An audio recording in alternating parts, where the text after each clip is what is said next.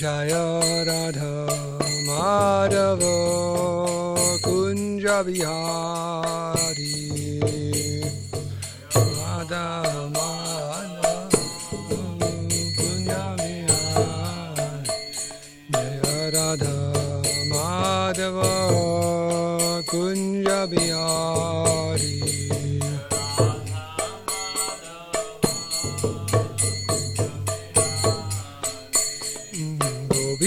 Janavallabha Girivardhari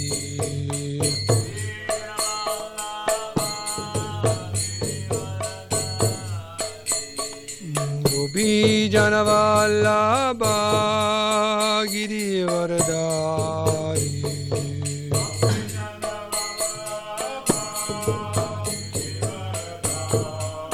Jasoda Nandana Brajajana Ranjano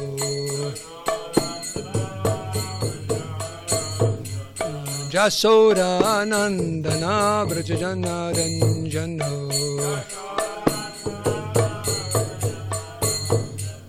Jamunatira Banachari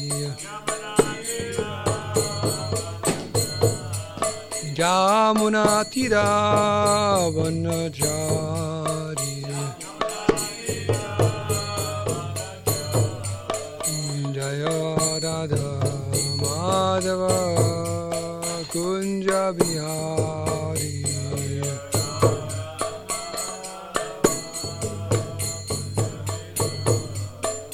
Jaya Radha Madhava Kunja Bihari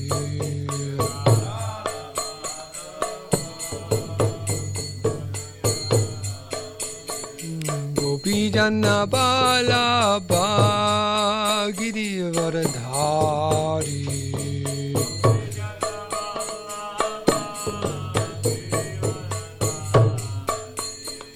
Gopi Janna Bala Bhagiri Vardhari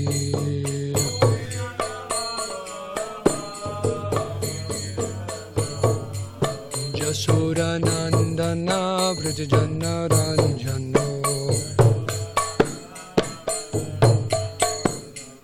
Jasoda Nandana Brajajana Ranjano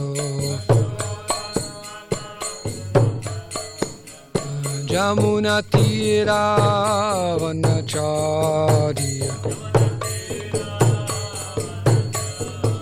Jamuna Tira Vanachari Jayo Radha Madhava Kunja Bihari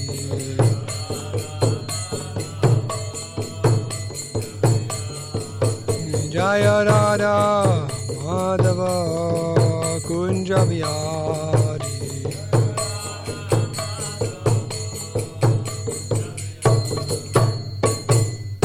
Sri Radha Madhava ki, Sri Radha Giridhari ki jai, srimadbhagavatam ki jai, Gaur Premanande.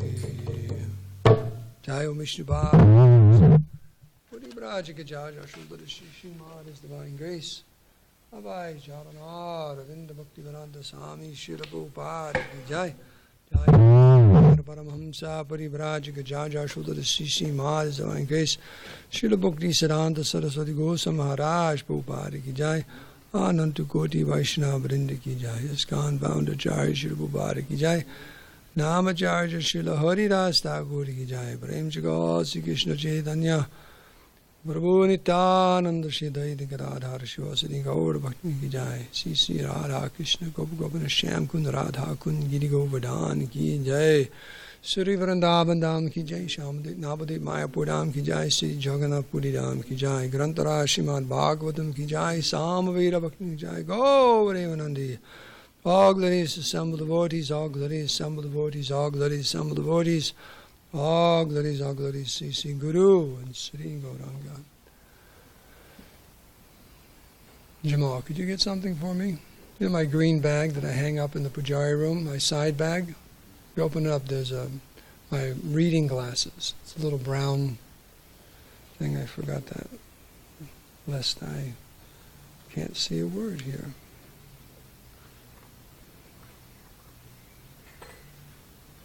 There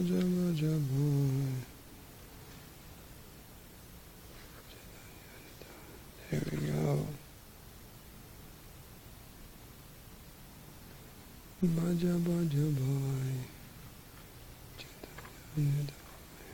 Shavita working on the editing?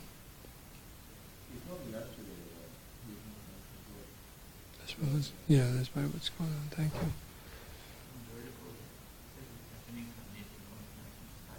Yeah.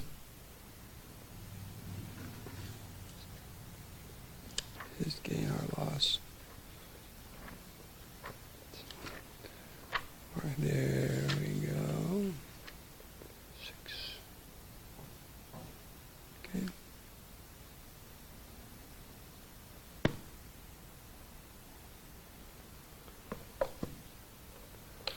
So reading from the 4th canto, chapter 12.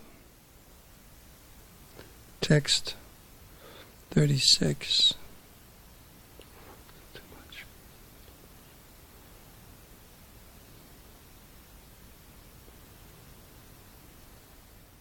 Om Namo Bhagavate Vasudevaya.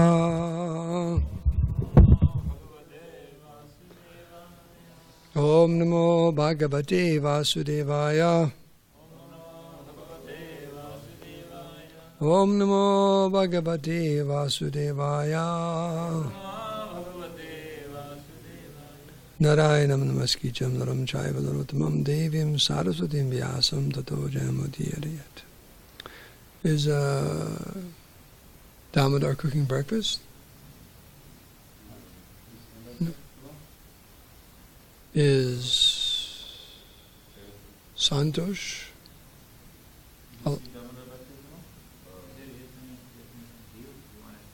Yes, that's a good idea. He's getting everything together for the Giwix. Good. Okay. God bless his soul. So this is the verse here. Bhajanam swaruchaiva sarvato Yad bhrajamanam swaruchaiva sarvato Lokastrayo hyanu Bribhajante iti Yanavrajan jantu shoye nanu graha Brajanti badrani charanti ye nisham Yad brajamanam swaruchaiva sarvato Lokastrayo hyanu bibrajanta iti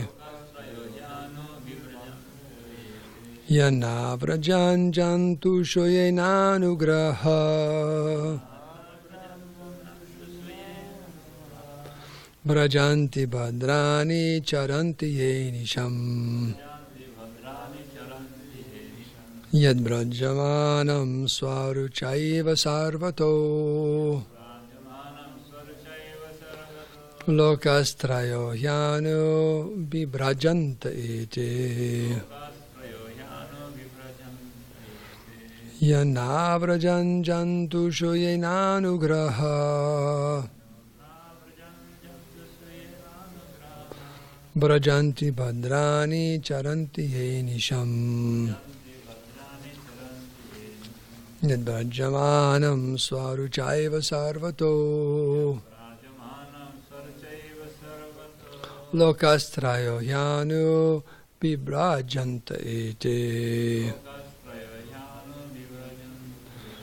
Yanavrajan jantu shoyenanu graha Brajanti badrani charanti ye nisham. Anyone like to chant?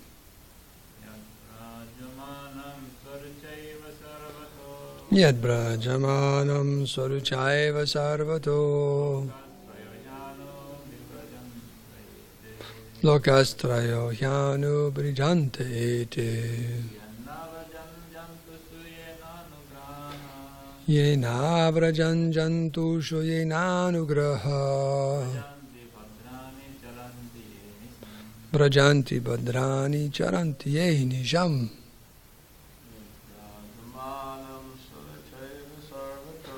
Yad Brajamanam Saruchaiva Sarvato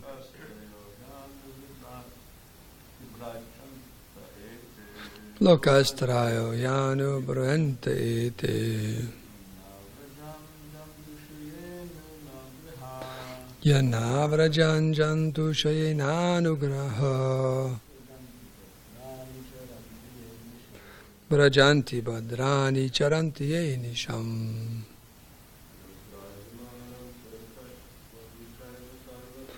Yad Brajamanam Saruchaiva Sarvato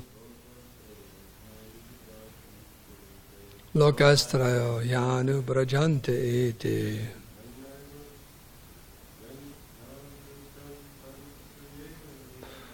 Yana Vrajanjantu Shuyenanugraha Brajanti Badrani Charanti Ye Nisham. Go for it.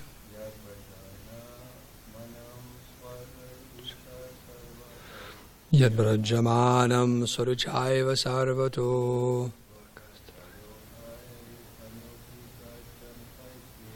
Lokastrayo Hyanu Brijante Ete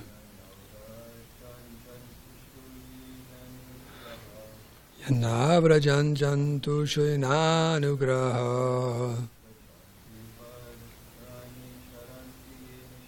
Brajanti Badrani Charanti Ye Nisham. Synonyms. Yet.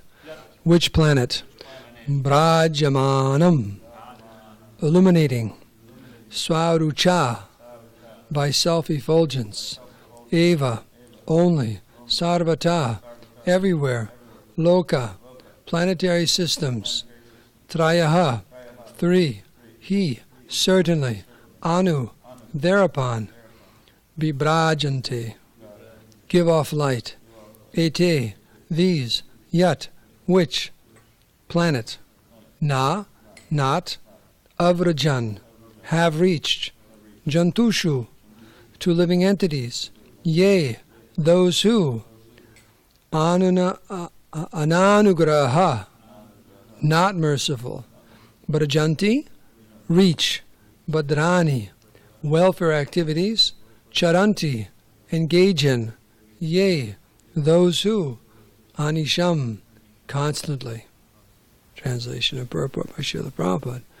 The self-effulgent Vaikuntha planets, by whose illumination alone all the illuminating planets within this material world give off reflected light, cannot be reached by those who are not merciful to other living entities. Only persons who constantly engage in welfare activities for other living entities can reach the Vaikuntha planets. Purport by Srila Prabhupada. Here is a description of two aspects of the Vaikuntha planets. The first is that in the Vaikuntha sky there is no need of the sun and the moon. This is confirmed by the Upanishads as well as Bhagavad-Gita, na tad basite suryo no sasanka napavaka. In the spiritual world, the Vaikuntha lokas are themselves illuminated. There is therefore no need of sun, moon, or electric light. It is in fact the illumination of the Vaikuntha lokas which is reflected in the material sky. Only by this reflection are the suns in the material universes illuminated. After the illumination of the sun, all the stars and moons are illuminated. In other words, all the luminaries in the material sky borrow illumination from Vaikuntha loka.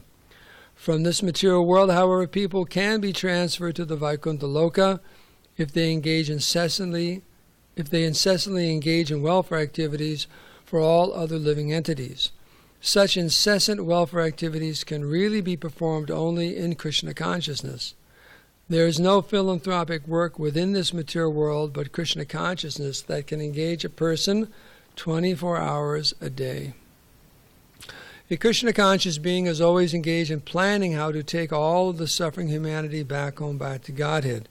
Even if one is not successful in reclaiming all the fallen souls back to Godhead, still, because he is Krishna conscious, his path to Vaikuntha Loka is open. he personally becomes qualified to enter the Vaikuntha Lokas, and if anyone follows such a devotee, he also enters into Vaikuntha Loka.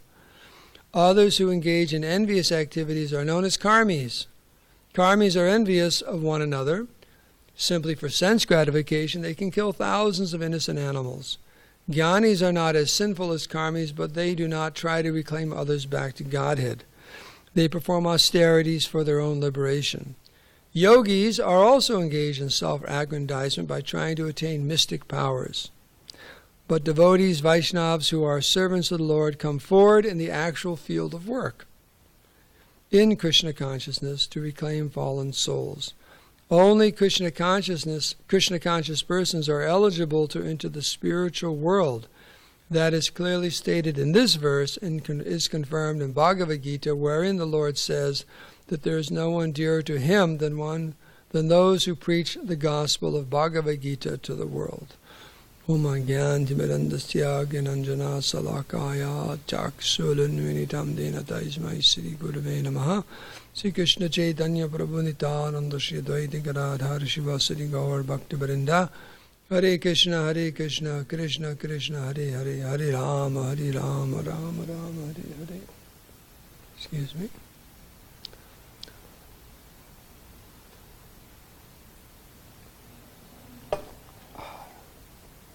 Translation again. The self-effulgent Vaikuntha planets, by whose illumination alone all the illuminating planets within this material world give off reflected light, cannot be reached by those who are not merciful to other living entities. Only persons who constantly engage in welfare activities for other living entities can reach the Vaikuntha planets. So Prabhupada says there's 2 points made here in this verse about that spiritual world known as Vaikuntha or Vaikuntha Lokas. The first is about the illumination we see in this material world. If it wasn't for the sun, it'd be a pretty dark place, right? And there are some places where the sun just doesn't shine, or it shines very little. Some of these people who live in the northern regions, they have a very difficult time. Half of the year it's dark and half of the year it's light. And they're miserable in both. Especially in the dark time. And they're very depressed, a lot of depressed people. Because you need sunlight. Very, very difficult. The sun rises and sets. You've got about like an hour of sunlight a day or something if you're lucky. And then the other part, you only have about an hour of actual darkness, if at all. It's quite an interesting place to live. But a lot can be said about that, but we'll move right along. So this illumination of the sun and the moon, it says, is a reflection of the spiritual planets. Just heard a quote, a reference the other day. It was, what's his name? He does the Prabhupada seminars. Sureshwar. He's saying he was in L.A. during the 70s, walking down the street. He was there to edit. He was the indexer for Prabhupada's books, and he saw the front page of the L.A. Times. Front page, big headline: scientists now do not understand where the light from the sun is coming from. They don't know. They don't know how the sun is illuminating the universe. They don't know what's going on. So many ideas about what the sun is, all that energy. They say in one moment the sun emits more energy than mankind has used since recorded history. And it doesn't seem like it's going to... They don't know. They speculate, this sun has this many more millions or billions of years and it's going to burn out. But they don't know. They have no idea how such a phenomenon in nature is actually existing. Where is all that energy coming from? It's unbelievable, the amount of energy heat and light is coming from the sun. And according to this, and the Vedic understanding is the other luminaries are actually reflecting the light from the sun. They're not generating their own light. They're all reflecting it. Just like a mirror reflects the light from the sun. It doesn't generate its own. It's a reflection. And even the sun, mystically, it's very mystical, but the sun itself is reflecting the light from the Vaikuntha Loka. So, the nature of the spiritual world, it doesn't require... everything's self-effulgent. Even we're self-effulgent. All the spiritual energy is self-effulgent. That's the nature of it. Good thing you don't have these eyes, because you'd have to have some pretty thick sunglasses up there. But you never see a painting of the spiritual world where Krishna and the gopis all have sunglasses on, right? Even though it's self-effulgent, your eyes are accustomed to that. But sometimes what they call the aura, a person's aura, very, very bright, like that. So there's different examples of that. I know this was it Srinivasacharya? There's one pastime where actually Lalita or Vishaka come to him because he found something from the spiritual world. She wanted it back. And when she first appeared, she was very, very effulgent. He couldn't see anything. And then she turned it down a little bit. So the people in the spiritual world are effulgent beings, all effulgent, and everything's very full of light, like that. So it's not dark like this material world. So that's one of the points. So if you like it dark, don't go to the spiritual world. You won't like it there. It's too bright for you. So the most important point here is the qualification for going back to the spiritual world. Boom, it's right here in this verse. All you got to do is this, and you get to go back home, back to Godhead. So it says that that Vaikuntha Loka cannot be reached by those who are not merciful to other living entities. Only persons who constantly engage in welfare activities for other living entities can reach the Vaikuntha planets. So this is the qualification. What is that? That one is feeling oneself... what is that? Well, there's two types of consciousness. Paraduki duki, one's always feeling for the suffering and trying to help others.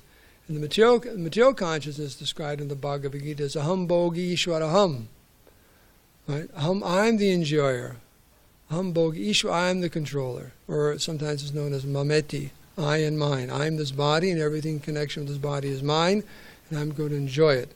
So that's one type of consciousness, but that type of consciousness is not allowed in the spiritual world. It just doesn't fit in. It just doesn't fit in. So the consciousness in the spiritual world is one of das anudas. One's always feeling oneself a servant. One is always trying to do something wonderful and helpful to others. Now, mercy is an interesting thing, because mercy, if you look it up, the definition is when you're merciful to someone, it means you are kind to someone who you have control over, possibly. You're more powerful than them. Or maybe it refers to one who may not be deserving. Just like they say, when there's a problem in the court, and it looks like the sentences are going to be very good. So they say, I appeal or fall upon the mercy of the court. And so they go before the judge and to say, I know I don't deserve it. I know I deserve so much worse. But please be merciful and kind. Please, I fall upon the mercy of the court to reduce the sentence. Even though it doesn't look very good for me, I just ask you to be merciful, to adjust things, even though I don't deserve it. So the nature of the living in this material world is, what do we deserve? What do we actually deserve as a reaction to all of our activities? A lot more suffering, right? Because basically the material world is we create anxiety and suffering for other living entities because everyone's struggling. Prakriti stani karshati, Krishna says. And the material world is a place of struggle. Everyone is struggling in this material world to get on top. To get anywhere in this material world, you have to step on someone else. Right? That's just the way it is. It's jivo jivasya jivanam. The basic principle in the material world is one living entity is food for the other, or the strong, or the weak are the subsistence of the strong. That's just the nature of this material world. This is how things are going on. There's no way to change that. The strong are always trying to control the weak in any possible way they can. Like that. They try to do it sometimes very in a civilized way, so to speak, or sometimes in a very, very grotesque way. But the principle is there that I'm moving forward, and moving forward means I have to exploit other people. And if you look around, practically everything we see is based upon the exploitation of other living entities, either human beings or animals. Everything.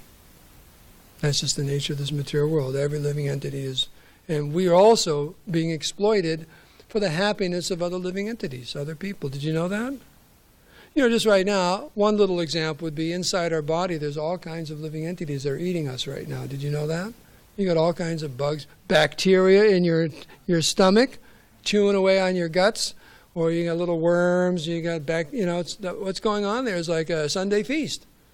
You got a Sunday feast going on inside your body right now. All these worms, all these living entities are eating your body. Did you know that? You're slowly eating away at your body. And sometimes it gets out of hand, you got to go to a doctor. Right. So, in that sense, but also from outside, there's economic exploitation or social exploitation, right?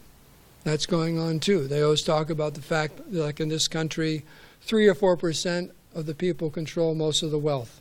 So what does that mean? They're exploiting the masses. They're organizing society in such a way everyone's working and they're getting that money. They're getting their money like that. They control most of the money. Only a few percent. That's type of exploitation, economic exploitation. There's political exploitation.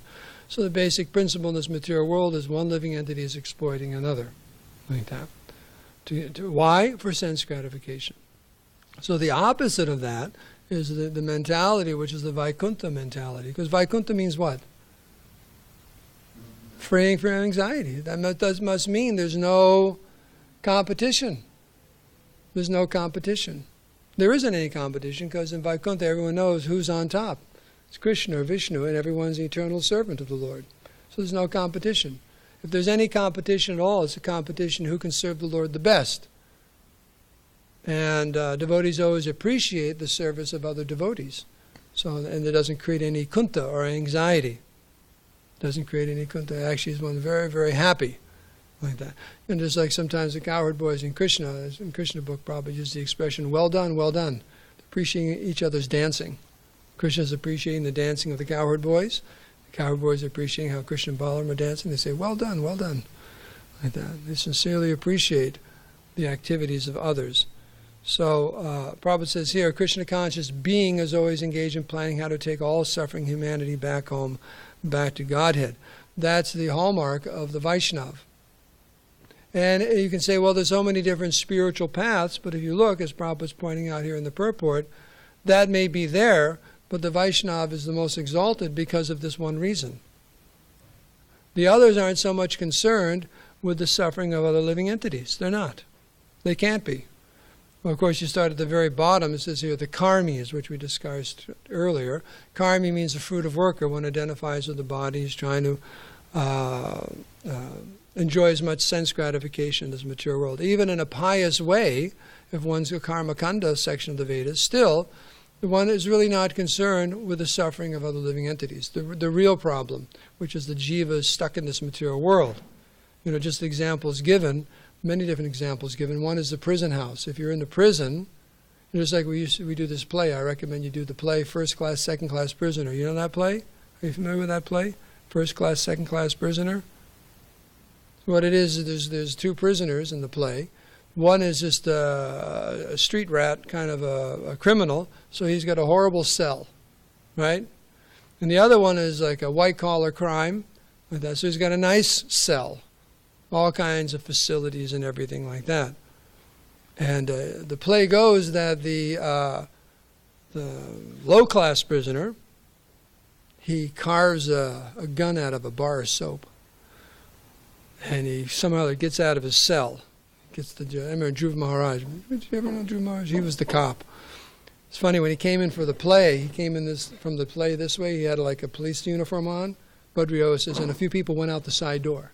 They thought it was the police. I don't know if that was true or not. But anyways, he gets, he pulls out the thing. He thinks it's a gun. He goes, oh no. So what does he do? He gives it the keys. He opens his cell, puts the policeman, the guard, in his cell.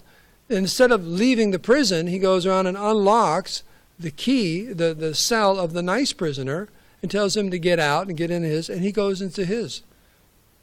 He goes into the nice cell and thinks, oh, this is great.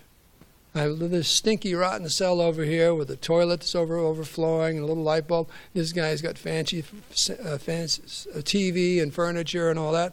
Oh, this is very nice. So he locks himself in the nice cell. So the point being is, was ridiculous. If you can get out, you should get out of prison. Don't stay here. So even the Karma Kanda section is that, oh, you should stay in this material world. Just be very, very comfortable. Let me stay in this material world, be very, very comfortable. The problem with that is, how long will that comfort last? And is it really that much happiness? Because we see that no matter where you are in this material world, you're in anxiety. It's like last week I did a ceremony. You ever been to Black Gold Road in La Jolla? Just from the name, what do you think kind of houses are there? Black Gold Road.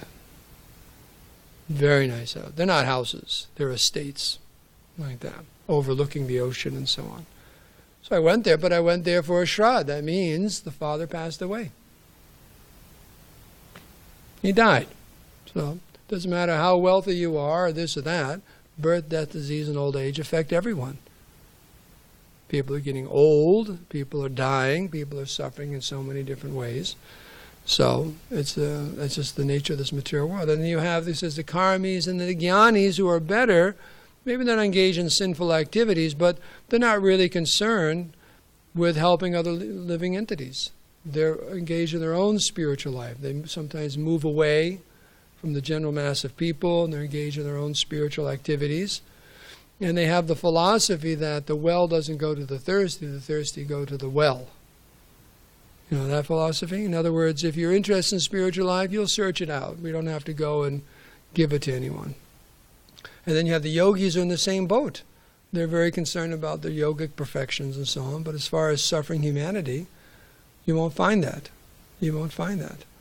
Prabhupada says a very nice line here. Prabhupada says that, but devotees, Vaishnavas who are servants of the Lord, come forward in the actual field of work, actually trying to help the suffering humanity. That's the devotee. Devotees are like that. The Vaishnavas, they see that the jivas are suffering in this material world, and they want to help them get out. So this is the devotees. And he says, therefore, only the Krishna conscious persons are eligible to enter the spiritual world. Now, Prabhupada says that's confirmed in the Bhagavad-Gita. You know, these two verses referred to here at the end of the 18th chapter. One of the concluding verses of the whole Bhagavad-Gita, and Krishna is making this point.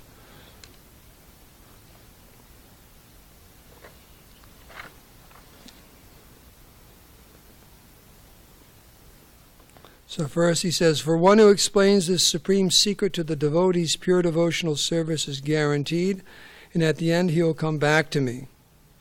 So he's talking about the Bhagavad-Gita. And then he says, there is no servant in this world more dear to me than he, nor will there ever be one more dear. So in these two verses, it's pointed out that for one who's spreading the teachings of Bhagavad-Gita, there's no one more dear to Krishna than such a devotee, such a person.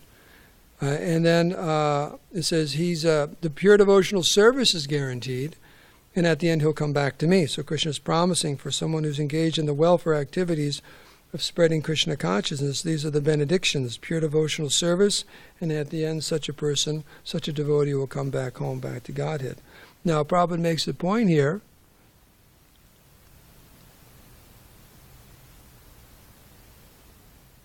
that such a devotee personally becomes qualified to enter the Vaikuntha Lokas, and if anyone follows such a devotee, he also enters into Vaikuntha Loka. So in other words, who is actually thinking about delivering the fallen souls 24 hours a day? You know, one of the definitions given in the Nectar of Instruction, when they're talking about the different levels of devotees, the Uttama Adhikari, the most advanced devotee, Prabhupada says, the symptom is he's always thinking about how to spread the Krishna consciousness movement. That's a sign that someone's very, very advanced in devotional service. They're always thinking about spreading Krishna consciousness. You know, there's one story Shruti Kirti told that George Harrison came to Prabhupada once, and they were sitting there talking in the room, and George brought up the point. He said, I find it very hard to go to sleep at all. Almost given up sleep because I have so many things I want to do. I just sleep gets in the way. I just don't want to sleep anymore. And Prabhupada said, I have the same problem. Because Prabhupada is always thinking about spreading Krishna consciousness. 24 hours a day, always thinking. So Prabhupada said, I'm like that also. I just have so much work to do to spread Krishna consciousness. I don't feel like sleeping. I don't want to sleep anymore. So it's a very, very exalted position as the devotee is always thinking, how can I spread Krishna consciousness? But if we're not on that platform, what do? Follow someone who has that mentality. So that's the point of serving Prabhupada, serving ISKCON, serving the spiritual master. Follow those who do, and the same result will happen.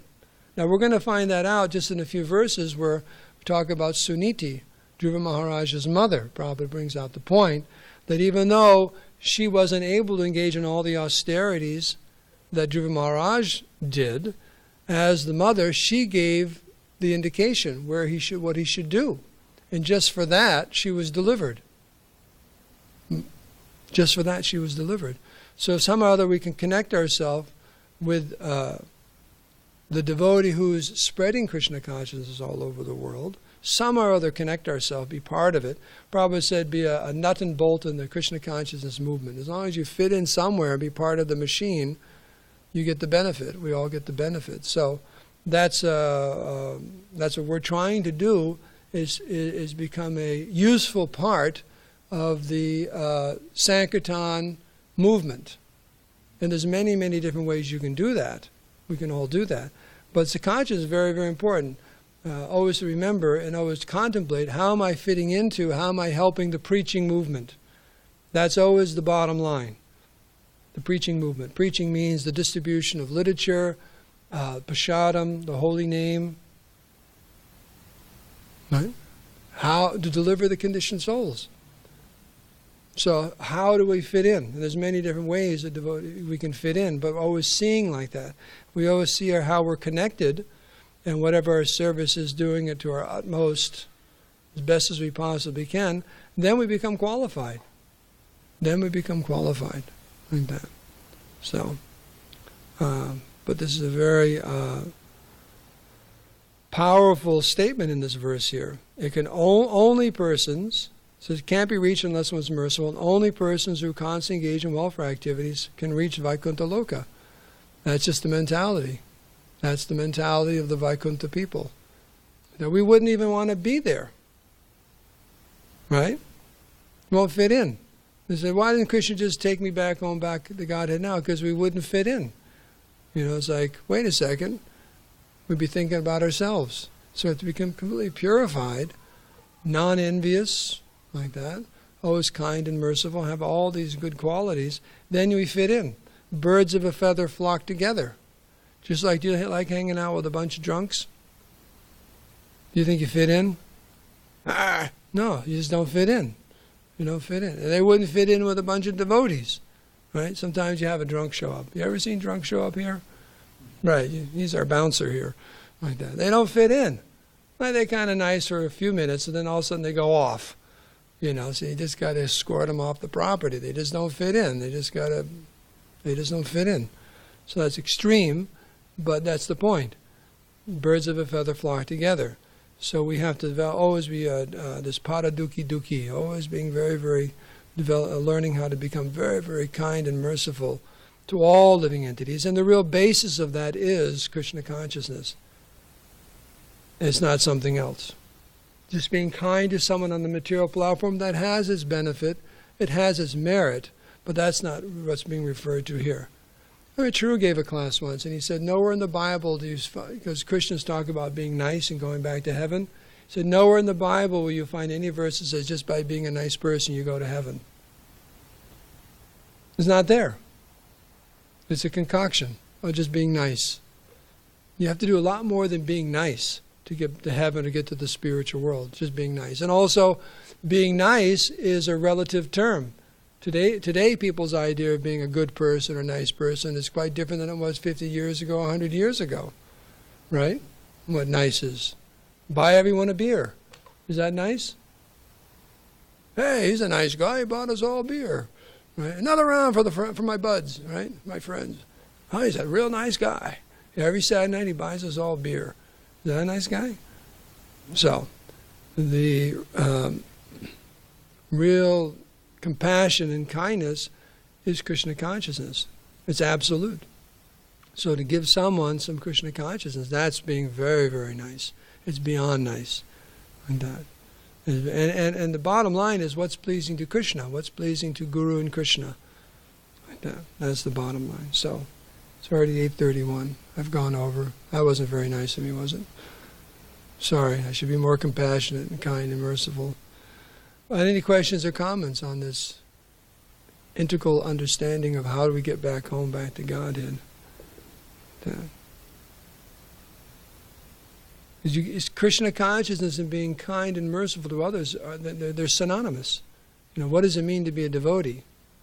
It actually means to be very kind and compassionate. You look, you study the lives of the great devotees, that's their driving force. Think about it. Think about all the acharyas. The driving force is their preaching, spreading Krishna consciousness. That's just, they can't help themselves. That's what it means to be advanced in devotional service. One may be a very advanced yogi, all kinds of mystic cities, but no compassion for others. One could be a very, very advanced jnani, but no compassion for others. And a big, big karmi usually means they've stepped on a lot of people's feet, heads, like that. So, yes, Balaram Das. Krishna, Hare Krishna. This is, it's working, right? You can hear it? I can hear you. Okay. Yeah, I was just reading recently. It's kind of in the same category what we're talking about, but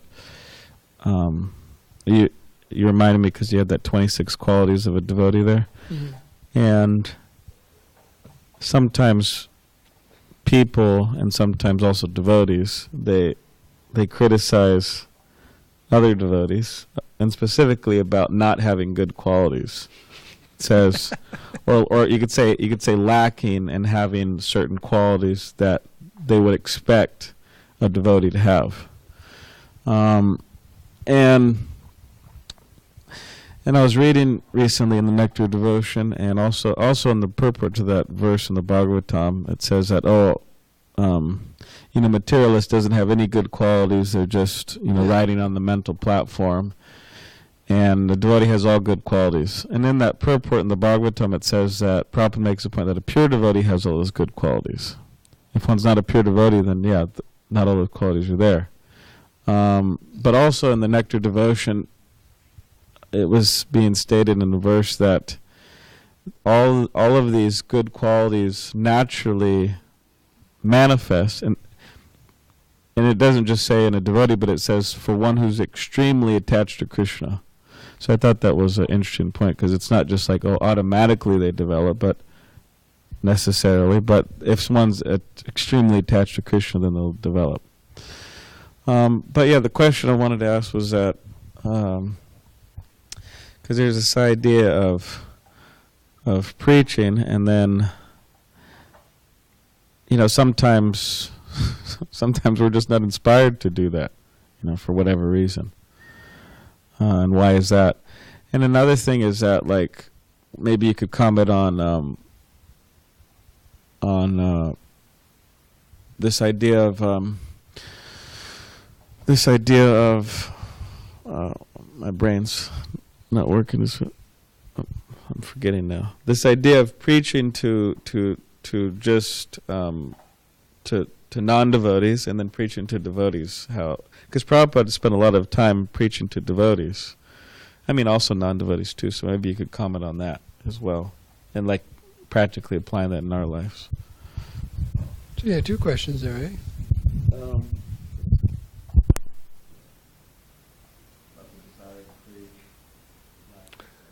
Well, that's understood, the lack of desire to preach Krishna consciousness. We've been around this material world a long time. It's something there that's very much covered in our heart. Now, one thing is, you can't, no one can, just like they say, you got to love yourself before you can love anyone else, right? And that has some validity. Someone who doesn't like themselves usually don't like other people, and usually someone who's nasty to other people you dig around a little bit, and they have some kind of their own emotional issues and their own self-worth and so on. Because a lot of times why they're mean to others is trying to compensate for the fact they don't like themselves. So the point is that if we don't have compassion for others, it means we don't have compassion for ourselves. We don't understand the situation. It's like Maharaj in the Sunday, not Sunday lecture, but in the Shingadev lecture, he mentioned that bumper sticker. Sometimes it's written this way: if you're not outraged, it means you don't know what's going on around you. So, in other words, if we don't feel any need to get out of this material, to the extent we don't feel any need for ourselves to get out of the material world, for ourselves to be delivered, for ourselves to be Krishna conscious, or what Krishna consciousness is, the great benediction it is, then how can we expect to feel that way towards others? Right? We won't. But as a devotee appreciates Krishna consciousness more and more and sees it for what it actually is, very, very, very anxious to distribute it. You know, just like sometimes examples given if there's an epidemic. Say there's an epidemic and you got the medicine and you got cured. And all these people around you, they need the medicine. Well, you've been completely cured. You'd be very, very anxious and inclined to distribute the medication. But if you're not cured, if you don't even know what the medicine is or whatever, you're not going to be very inclined. But boy, if your life was saved by something and other people need it, you'd be very enthusiastic to distribute it. So that's where the desire for preaching comes from. The deep desire for preaching comes from when one actually starts appreciating Krishna consciousness on a very, very deep level, that it really is the sunam bonum, you know.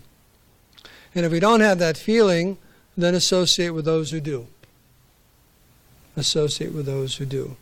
And try to assist them. Because even if we don't have it, like Prabhupada said in the purport here, we may not have that feeling, but if we can associate and serve those who do, the benefit still comes to us. And gradually we become purified. So these are different thoughts about as far as the feeling of preaching. Like that. And then the other one was about qualities. Oh, preaching. Well, just like Prabhupada would say, both kinds of preaching are there, but sometimes you see in Prabhupada's instructions, the GBC and sannyasis and so on, that their main preaching was to the devotees. To the devotees.